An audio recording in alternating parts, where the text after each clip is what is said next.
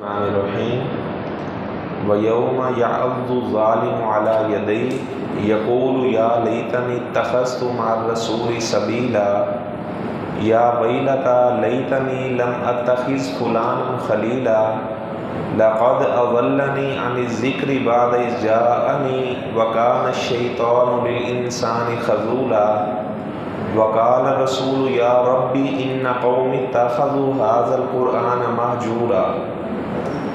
اللہ تعالیٰ فرماتے ہیں قیامت والے دن ظالم اپنے ہاتھوں کو وہ یوں خود کاٹ رہا ہوگا اور کہہ رہا ہوگا کاش کہ میں بھی رسول کا ساتھی بن جاتا، کاش کہ میں فلاں کو اپنا دوست نہ بناتا۔ انسان کو چاہیے کہ وہ اچھے لوگوں کو اپنا دوست بنائے۔ آپ صلی اللہ علیہ وسلم نے فرمایا کہ لا تصاحب الا مومنا، جو مومن آدمی ہے اسی کے ساتھ انسان دوستی لگائے، اور انسان اپنے دوست کے دین کے اوپر ہوتا ہے۔ فَلْيَنْظُرْ مَنْ يُخَالِلُ، اسے اچھی طرح سے دیکھ لینا چاہیے کہ وہ کسی اپنا دوست بنا رہا ہے۔ اور اگر نمازی آدمی دوست ہے، توحید پرست انسان دوست ہے، تو وہ آپ کے گھر سے کھانا کھائے گا تو آپ کے گھر میں برکت پیدا ہوگی۔ اور آپ صلی اللہ علیہ وسلم جب کسی کے پاس سے کھانا کھاتے تو آپ یہ دعا دیا کرتے تھے آکل طعامکم الابرار، کہ جو نیک لوگ ہیں وہ آپ کا کھانا کھائیں۔ اگر نیک لوگ، نمازی لوگ آپ کا کھانا کھائیں گے تو آپ کے کھانے میں برکت ہوگی۔ بے نماز لوگوں کو کھانا کھلائیں گے تو وہ اس میں جو برکت ہے وہ بھی ختم ہو جائے گی۔ اگر مشرک آدمی کو، بدعتی آدمی کو کھانا کھلائیں گے تو جو برکت موجود ہے وہ بھی ختم ہو جائے گی۔ ہاں، اگر اصلاح کی غرض سے، مثلاً آپ دیکھتے ہیں کہ یہ لوگ نماز نہیں پڑھتے، ان کے کھانے کا اہتمام کرتے ہیں، ان کو رغبت لائی جاتی ہے، تو اس طرح یہ کھانا کھلانا قابل تعریف ہے، ایک اچھی چیز ہے۔ تو اللہ تعالیٰ فرماتے ہیں قیامت والے دن جو رسول ہے وہ بھی شکوہ کرے گا، اور میرا رسول کہے گا یا ربی، اے میرے رب، ان قوم اتخذوا ھذا القرآن مہجورا، میری قوم کے لوگوں نے قرآن کو چھوڑ دیا تھا۔ آپ دیکھ لیں اکثر لوگ اپنے بیٹوں کو ڈاکٹر، انجینئر، تاجر، صنعت کار تو بناتے ہیں، لیکن قرآن کی تعلیم سے باپ خود بھی دور ہوتا ہے اور بیٹا بھی اس کا قرآن کی تعلیم سے دور ہوتا ہے۔ کچھ ایسے لوگ ہوتے ہیں جو صرف خود بھی ناظرہ پڑھے ہوتے ہیں اور اپنے بچوں کو بھی ناظرے کی حد تک وہ پڑھا دیتے ہیں، اس کے علاوہ نہ قرآن مجید کو کچھ حصہ زبانی یاد کرنے کا شوق ہے، نہ قرآن مجید کا ترجمہ سیکھنے کا شوق ہے، نہ اس میں تدبر اور تفکر پیدا کرنے کا شوق ہے۔ جبکہ انسان کو چاہیے کہ قرآن کا کچھ حصہ یاد بھی کرے، جب قبر میں جائے تو کچھ نہ کچھ قرآن کا حصہ اس کے سینے میں محفوظ ہو۔ اور آپ صلی اللہ علیہ وسلم نے فرمایا کہ جو آدمی قرآن پڑھتا ہے، آپ نے فرمایا کہ میں یہ نہیں کہتا الف لام میم ایک حرف ہے، الف علیحدہ حرف ہے، لام علیحدہ حرف ہے، میم علیحدہ حرف ہے۔ جو الف لام میم پڑھے گا اللہ تعالیٰ اسے 30 نیکیاں دیتے ہیں۔ اور آپ نے فرمایا کہ جو آدمی قرآن پڑھنے کی کوشش کرتا ہے اور وہ اٹکتا ہے، اب علم حاصل کرنے کی کوئی عمر نہیں ہوتی، بڑھاپے کے اندر بھی ایسے لوگ دیکھیں جو قرآن بھی پڑھتے ہیں اور اس کے بعد قرآن کو سارے کو زبانی بھی یاد کر لیتے ہیں۔ اچھا، آپ نے فرمایا کہ جو بڑھاپے کی عمر میں یا جو قرآن سیکھتا ہے اور ساتھ اٹکتا ہے اور وہ اس کے اوپر گناہ بھی گزرتا ہے، آپ نے فرمایا لہو اجران، ایسے بندے کو اللہ تعالیٰ ایک حرف پڑھنے کی 20 نیکیاں عطا فرماتے ہیں، اسے اللہ تعالیٰ دگنا اجر عطا فرماتے ہیں۔ اور آپ دیکھیں ہمارے ایسے بعض ادارے ہیں وہاں پر صرف قرآن برکت کے طور پہ رکھا جاتا ہے، یا اس کا آغاز صرف تلاوت سے کر لیا جاتا ہے، اس کے بعد بس پھر ختم ہے سلسلہ۔ ایسی اپنی بچیوں کو جہیز کے اندر وہ قرآن کے سائے میں روانہ کرنا، تو لیکن قرآن کی تلاوت سے ہم دور ہیں، قرآن کو سمجھنے سے ہم قاصر ہیں۔ اگر کوئی آدمی ہمیں کوئی بھی آیت پڑھ کر اپنی طرف سے بھی ترجمہ، اس کا مفہوم وغیرہ بیان کر دے تو ہم اسی طرح اتفاق کرتے ہیں اس کے ساتھ، جبکہ ہمیں کم از کم جو اللہ تعالیٰ کی کتاب قرآن ہمارے پاس ہے، اس کا کم از کم ہمیں علم ہونا چاہیے کہ اس میں کتنی صورتیں ہیں، اور کوئی عالم اگر بیان کرے تو اس سے ہم پوچھ سکیں کہ آپ کس صورت سے بیان کر رہے ہیں اور یہ کس تفسیر کے اندر یہ مفہوم لکھا ہوا ہے جو آپ اس کا مفہوم بیان کر رہے ہیں، کیونکہ وہی مفہوم قبول کیا جائے گا جو سلف صالحین نے اس کا مفہوم بیان کیا ہے، جو صحابہ نے، تابعین نے اس کا مفہوم بیان کیا ہے۔ اچھا، اس طرح اللہ تعالیٰ اس صورت میں اللہ تعالیٰ نے اپنے بندوں کا ذکر کیا ہے جو عباد الرحمن ہیں، اس میں نیک بھی شامل ہیں، بد بھی شامل ہیں، کافر بھی شامل ہیں، مسلمان بھی شامل ہیں۔ اللہ تعالیٰ فرماتے ہیں وَعِبَادُ الرَّحْمَنِ الَّذِينَ يَمْشُونَ عَلَى الْأَرْضِ هَوْنًا وَإِذَا خَاطَبَهُمُ الْجَاهِلُونَ قَالُوا سَلَامًا۔ اچھا، پیچھے میں نے بتایا ظالم کے بارے میں، وہ اپنا ہاتھ کاٹ کر کھائے گا، کاش کہ میں نے ظلم نہ کیا ہوتا۔ آپ صلی اللہ علیہ وسلم نے فرمایا کہ ظالم کی بھی مدد کرو، مظلوم کی بھی مدد کرو۔ صحابہ نے کہا بات سمجھ نہیں آئی، مظلوم کی مدد کرنا تو بنتا ہے، ظالم کی مدد کیسے کریں؟ آپ نے فرمایا اس کو ظلم سے روک دینا یہ ظالم کی مدد کرنا ہے۔ اگر اس کا ظلم کم ہوگا تو ظاہری بات ہے اسے عذاب بھی کم دیا جائے گا، اگر اس کا ظلم زیادہ ہوگا تو اس کا عذاب اتنا ہی بڑھ جائے گا، اسے دگنا عذاب دیا جائے گا۔ تو اللہ تعالیٰ جتنی جلدی ظالم اللہ تعالیٰ ظلم کو برداشت نہیں کرتے۔ اگر اللہ کی زمین کے اوپر کوئی بغاوت کرتا ہے، ظلم کرتا ہے، تو اللہ تعالیٰ اسے عبرت کا نشان بنا دیتے ہیں۔ اچھا، اللہ تعالیٰ فرماتے ہیں کہ رحمان کے بندے وہ ہیں جو زمین پر بڑی عاجزی اور انکساری کے ساتھ چلتے ہیں۔ زمین کے اندر وہ اکڑ کر نہیں چلتے، فتنہ فساد نہیں پھیلاتے، وہ کسی سے لڑائی جھگڑا نہیں کرتے۔ وَإِذَا خَاطَبَهُمُ الْجَاهِلُونَ قَالُوا سَلَامًا، جب جاہل لوگ ان سے مخاطب ہوتے ہیں، انہیں پریشان کرنے کی کوشش کرتے ہیں، تو وہ جان چھڑانے کے لیے سلام بلا کر وہاں سے گزر جاتے ہیں۔ اور اس کے بعد اللہ تعالیٰ فرماتے ہیں وَالَّذِينَ يَبِيتُونَ لِرَبِّهِمْ سُجَّدًا وَقِيَامًا، جو میرے بندے ہیں ان کی راتیں قیام کی حالت میں گزرتی ہیں، سجدے کی حالت میں گزرتی ہیں، وہ تہجد کی نماز پڑھتے ہیں۔ یہ جو ابھی آپ نماز پڑھ رہے ہیں، اگر رمضان کے اندر اسے ادا کیا جائے تو اسے ہم تراویح کی نماز کا نام دیتے ہیں۔ اگر رمضان کے علاوہ اس نماز کو ادا کیا جائے تو پھر اسے قیام اللیل بھی کہا جاتا ہے، تہجد کی نماز بھی کہا جاتا ہے۔ تو یہ ایک ہی نماز کے سارے نام ہیں، یعنی اگر اول وقت میں آپ ادا کر لیں تو یہ تراویح کی نماز ہے، اگر پچھلے پہر اسے ادا کریں تو پھر یہ قیام اللیل ہے یا تہجد کی نماز ہے۔ تو یہ علیحدہ علیحدہ نمازیں نہیں ہیں کہ تراویح کی نماز کوئی اور ہے، تہجد کی نماز اور ہے، قیام اللیل اور ہے، ایسی بات نہیں ہے۔ حضرت عمر رضی اللہ تعالیٰ عنہ، آپ صلی اللہ علیہ وسلم نے 3 رات یہ قیام اللیل کروایا تھا۔ یہ تراویح کا لفظ کسی حدیث میں نہیں آیا، اسے قیام اللیل ہی کہا جاتا ہے۔ 3 راتیں آپ صلی اللہ علیہ وسلم نے یہ قیام اللیل کروایا، 23ویں کی رات، 25ویں کی رات اور 27ویں کی رات۔ اس کے بعد آپ نے فرمایا میں نے تمہارا شوق دیکھا ایسا کہ مجھے ڈر محسوس ہوا کہ اللہ تعالیٰ یہ قیام اللیل کو فرض نہ کر دیں، تو اس وجہ سے میں تمہیں قیام نہیں کروا رہا۔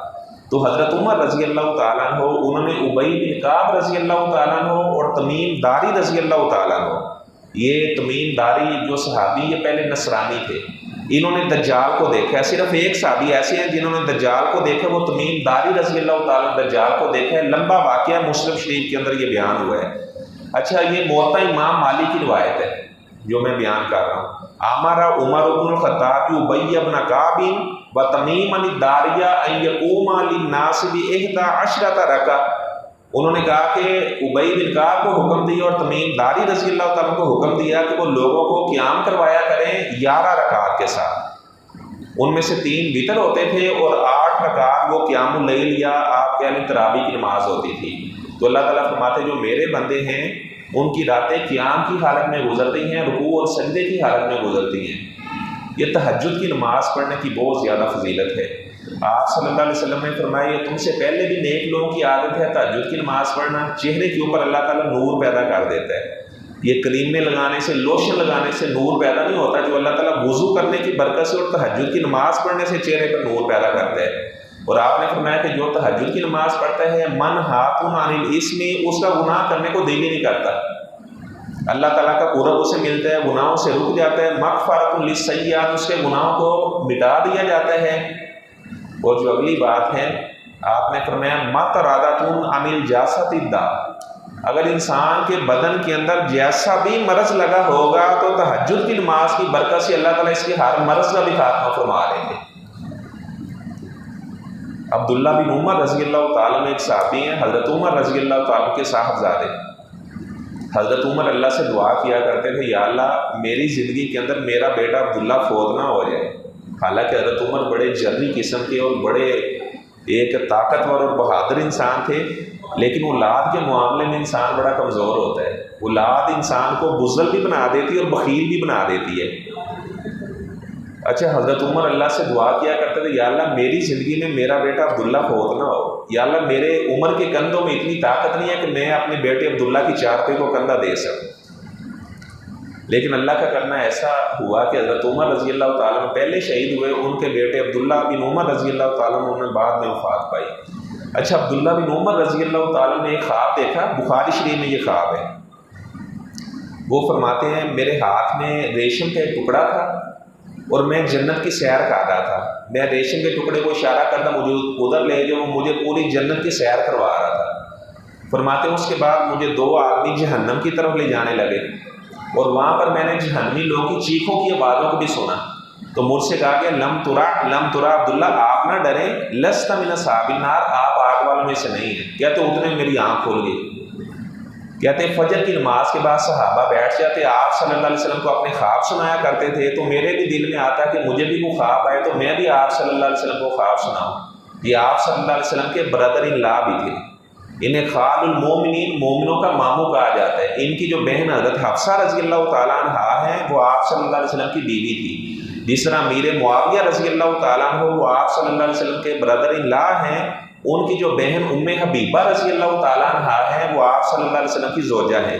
ان دونوں صحابہ کو حضرت معاویہ کو بھی مومنوں کا ماموں کہا جاتا ہے اور عبداللہ بن عمر رضی اللہ تعالیٰ کو بھی خال المومنین، مومنوں کا ماموں کہا جاتا ہے۔ اچھا کہتے ہیں میں نے اپنا خواب اپنی بہن حضرت حفصہ رضی اللہ تعالیٰ کو سنایا اور حضرت حفصہ نے میرا خواب آپ صلی اللہ علیہ وسلم کو سنایا۔ آپ نے فرمایا حفصہ ان عبداللہ راجل صالح، تیرا بھائی عبداللہ بڑا نیک آدمی ہے، لو یصلی من اللیل، کاش کے تہجد کی نماز بھی شروع کر دے۔ خواب اس نے بڑا اچھا دیکھا ہے۔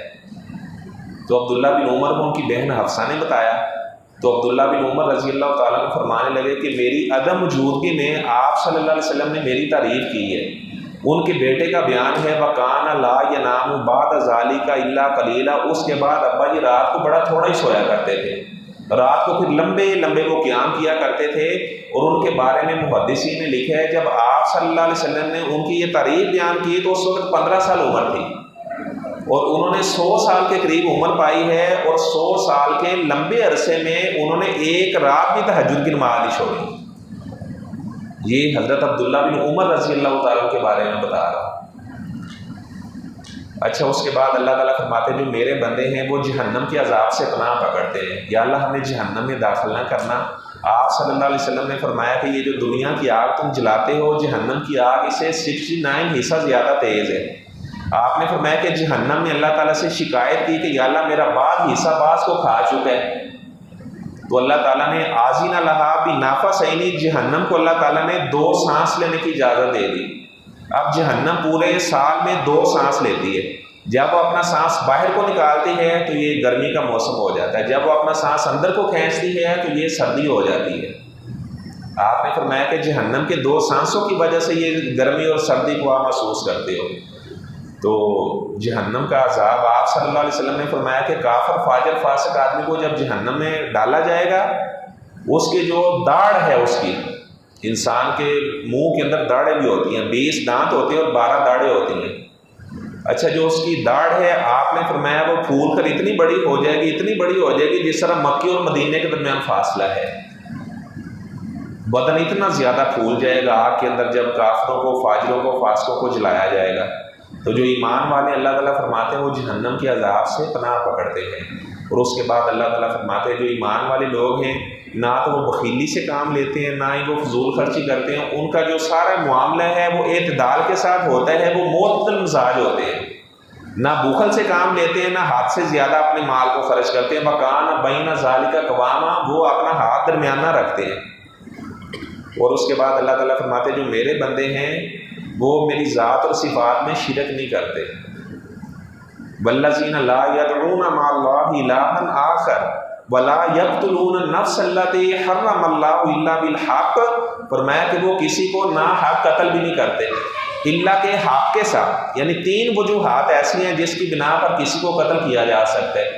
نمبر 1، قصاص کے اندر کسی کو مارا جا سکتا ہے۔ کوئی آدمی اس نے کسی کے بھائی کو مار دیا ہے، اب وہ اسلامی ریاست کے اندر ریٹ کرے گا تو ریاست ہی اسے سزا دے گی، قصاص کے اندر کسی کو مارا جا سکتا ہے جی۔ نمبر 2، اگر کوئی آدمی شادی شدہ ہو کر بدکاری کرتا ہے تو اسے بھی رجم کیا جائے گا۔ نمبر 3، المرتد المفارق لدینہ، جو آدمی مرتد ہو جاتا ہے اپنے دین کو چھوڑ دیتا ہے اسے بھی قتل کر دیا جائے گا۔ لیکن میں نے بتایا کہ کوئی آدمی قانون اپنے ہاتھ میں نہیں لے سکتا، اسلامی ریاست یہ ساری سزائیں دے گی۔ اچھا اللہ تعالیٰ فرماتے ہیں جو میرے بندے ہیں ولا یزنون، وہ بدکاری بھی نہیں کرتے۔ فرمایا کہ جو بھی یہ کام کرے گا تو ان کے بہت بڑے بڑے گناہ لکھے جائیں گے، اور قیامت والے دن پھر انہیں ان کی سزا بھگتنا پڑے گی، جہنم کے اندر انہیں رہنا پڑے گا۔ اور اس کے بعد اللہ تعالیٰ فرماتے ہیں جو میرے بندے ہیں وہ جھوٹی گواہیاں نہیں دیتے۔ والذین لا یشہدون الزور، وہ جھوٹی گواہی نہیں دیتے. ایسے کسی کا جھوٹا گواہ بن جانا. آپ صلی اللہ علیہ وسلم نے 7 کبیرہ گناہوں کا ذکر کیا. جب جھوٹی گواہی کا ذکر آیا تو آپ کا رنگ متغیر ہو گیا، گویا کہ آپ کے چہرے میں انار کا دانہ نچوڑ دیا گیا ہے، سرخ ہو گیا آپ کا چہرہ، اور آپ ٹیک لگا کر بیٹھے تھے، آپ منہ آگے ہو کر بیٹھ گئے. اور آپ صلی اللہ علیہ وسلم بار بار فرما رہے تھے وہ شہادت الزور، جھوٹی گواہی دینا، جھوٹی گواہی دینا، جھوٹی گواہی دینا. یہ کبیرہ گناہ کے اندر شامل ہے جو آدمی اس طرح جھوٹی گواہی، کسی کا جھوٹا گواہ بنتا ہے. اور اس کے بعد اللہ تعالیٰ فرماتے ہیں ایمان والے لوگ وہ اپنی اولاد اور اپنی بیویوں کے حق میں دعا کرتے ہیں. والذین یقولون ربنا هب لنا من ازواجنا وذریاتنا قرۃ اعین واجعلنا للمتقین اماما. یا اللہ ہماری اولادوں کو، ہماری بیویوں کو ہمارے لیے آنکھوں کی ٹھنڈک بنا دینا. وہ اللہ تعالیٰ سے یہ دعائیں کرتے ہیں. اللہ تعالیٰ فرماتے ہیں اولئک یجزون الغرفۃ، ایسے لوگوں کو جنت کے محلات میں داخل کیا جائے گا. تو یہ سورہ فرقان کے آخر میں اللہ تعالیٰ نے اپنے عباد الرحمن، اپنے بندوں کی صفات کا ذکر کیا ہے. اچھا، اس طرح سورہ نمل ہے. سورہ نمل میں اللہ تعالیٰ نے حضرت سلیمان علیہ السلام کو اور داؤد علیہ السلام کا ذکر کیا ہے. اللہ تعالیٰ فرماتے ہیں وَلَقَدْ آتَيْنَا دَاوُودَ وَسُلَيْمَانَ عِلْمًا، ہم نے داؤد علیہ السلام کو اور سلیمان علیہ السلام کو علم عطا کیا. اور وہ اللہ تعالیٰ کا شکریہ ادا کرنے لگے، یا اللہ تو نے ہم نے اتنی نعمتوں سے نواز دیا ہے، بہت زیادہ لوگوں پر تو نے ہمیں برتری بخشی ہے. داؤد علیہ السلام کا نشانہ بڑا پکا تھا، اور جو مومن آدمی ہے اس کا نشانہ پکا ہوتا ہے. آپ نے فرمایا الا ان القوۃ رمجو، فرمایا کہ جو قوت ہے وہ نشانے بازی ہے. اور آپ صلی اللہ علیہ وسلم نے اس کی رغبت لائی ہے. فرمایا کہ جس نے نشانے بازی سیکھی بعد میں بھول گیا، وہ یعنی سخت الفاظ آپ نے اس کے بارے میں استعمال کیے ہیں. اچھا، جب جالوت کو قتل کیا تو داؤد علیہ السلام نے جالوت کو قتل کیا تھا. یہ طالوت کے فوجیوں میں شامل تھے. تو بعد میں طالوت نے اپنی بیٹی کا رشتہ حضرت داؤد کو دے دیا، تو اللہ تعالیٰ نے حضرت داؤد علیہ السلام کو بھی بادشاہ بنا دیا. اور سلیمان علیہ السلام ان کے بیٹے تھے. 4 ایسے لوگ گزرے ہیں جنہوں نے پوری دنیا پر حکومت کی ہے. 2 مسلمان تھے اور 2 کافر تھے. ایک مسلمان ذوالقرنین جو بادشاہ، سائرس اس کا نام ہے، اور اس طرح حضرت سلیمان علیہ السلام. اور اس طرح بخت نصر اور نمروز، یہ 2 بادشاہ گزرے ہیں. انہوں نے پوری دنیا کے اوپر حکومت، یعنی 2 مسلمان ہیں اور 2 کافر ہیں، نمروز اور بخت نصر. ویسے عربی میں اسے بخت نصر پڑھا جاتا ہے تو مشہور بخت نصر ہے، تو وہی لفظ میں بول رہا ہوں. اور ہمارے ہاں نمرود پڑھا جاتا ہے، لیکن عربی میں اسے نمروز آخر میں زال ہے. اور بات مناسبت سے آئی ہے تو میں یہ بھی بتا دوں کہ یہ قصہ بیان کیا جاتا ہے یہ نمروز کے وہ ناک میں مچھر چلا گیا، وہ لوگوں سے کہتا تھا میرے سر پر مارو. یہ کسی بھی کتاب میں موجود نہیں ہے، نہ آپ صلی اللہ علیہ وسلم نے اپنی کسی حدیث میں اسے ذکر کیا ہے، نہ اللہ تعالیٰ نے قرآن مجید میں اس کا ذکر کیا ہے. تو سلیمان علیہ السلام اپنے لشکر کو لے کر جا رہے تھے بارش کی دعا کرنے کے لیے. اگر بارش نہ ہو تو صلاتی سے اس کا انسان بارش کی اللہ تعالیٰ سے دعا کرے. تو دارا قطنی کی روایت ہے، آگے ایک چیونٹی کو اللہ تعالیٰ سے دعا کر رہی تھی. اس نے اپنے پاؤں اوپر کو اٹھائے ہوئے تھے اور وہ کہہ رہی تھی اللہم انا خلق من خلقک، یا اللہ ہم بھی تیری مخلوق ہیں، یا اللہ ہمیں بھی پانی کی ضرورت ہے. سلیمان علیہ السلام کے کان میں اس چیونٹی کی آواز پڑی تو وہ وہیں سے واپس اپنے لوگوں سے کہنے لگے چلو واپس چلو. اب وہ حدیث میں لکھا ہوا ہے چیونٹی نے اپنی ٹانگیں اوپر کو اٹھائی ہوئی تھی. پتہ چلا کہ اللہ تعالیٰ آسمانوں پر ہے، ہر جگہ پہ اللہ تعالیٰ علم کے اعتبار سے، طاقت قدرت کے اعتبار سے اللہ تعالیٰ ہر جگہ پر ہے، لیکن ذات کے اعتبار سے اللہ تعالیٰ عرش کے اوپر ہے. اسی لیے ہم جب دعا کرتے ہیں ہاتھ اوپر کو اٹھاتے ہیں، دائیں بائیں آگے پیچھے نہیں کرتے. تو وحدت الوجود کا عقیدہ اور وحدت الشہود کا عقیدہ یہ دونوں کفریہ اور شرکیہ عقیدے ہیں. یہ چیونٹی کو بھی پتہ ہے کہ اللہ تعالیٰ آسمانوں میں، اس نے بھی ٹانگیں اوپر کو اٹھائی ہوئی تھی. سلیمان علیہ السلام واپس جانے لگے تو لوگوں نے کہا کہ بارش کی دعا نہیں کرنی. وہ فرمانے لگے کہ چیونٹی اللہ تعالیٰ سے دعا کر رہی تھی تو اس کی دعا کی وجہ سے ہمارا بھی کام بن گیا ہے. اللہ تعالیٰ نے اسی کی دعا کو قبول کر لیا ہے، اور اب اللہ تعالیٰ اس چیونٹی کی دعا کی وجہ سے آسمانوں سے بارش برسا دے گا. تو آگے ہدہد کا ایک لمبا واقعہ ہے. تو ہدہد کو قتل کرنے سے بھی منع کیا گیا. اس نے دیکھا کہ ملکہ بلقیس وہ شرک کرنے والے لوگ تھے، سورج کے پجاری تھے. تو سلیمان علیہ السلام کو بتایا تو خیر وہ ملکہ بلقیس بعد میں آئی تو اسے کہا گیا کہ آپ کی لالا حدخلی سرحا، کہ آپ محال میں داخل ہو. تو انہوں نے اپنے محال کے اندر شیشے لگوا دیے. تو جب وہ محال میں داخل ہوئی تو اس نے سمجھا شاید یہ گہرا پانی، اس نے یوں اپنی پنڈلیوں سے کپڑا اٹھا لیا. وکاشفۃ ساقیھا، تو سلیمان علیہ السلام نے فرمایا کہ یہ پانی نہیں ہے، یہ تو شیشہ لگا ہوا ہے. تو وہ سمجھ گئی، کہنے لگے کہ جس طرح یہ شیشے کو دیکھ کر میں دھوکہ کھا گئی، اسی طرح میں بڑے سورج کو سمجھ کر دھوکہ کھا گئی کہ شاید یہ پوری دنیا کا نظام چلا رہا ہے۔ اور ساتھ ہی وہ کہنے لگی کہ میں سلیمان علیہ السلام کے رب کے ساتھ ایمان لے کر آئی اور میں مسلمان ہو رہی ہوں، تو ملکہ بلقیس بھی مسلمان ہو گئی تھی۔ اللہ تعالیٰ سے میں دعا کرتا ہوں اللہ تعالیٰ ہمیں تمام باتیں کتاب و سنت کے مطابق اپنانے کی توفیق عطا فرمائے۔ وآخر دعوانا ان الحمد للہ رب العالمین۔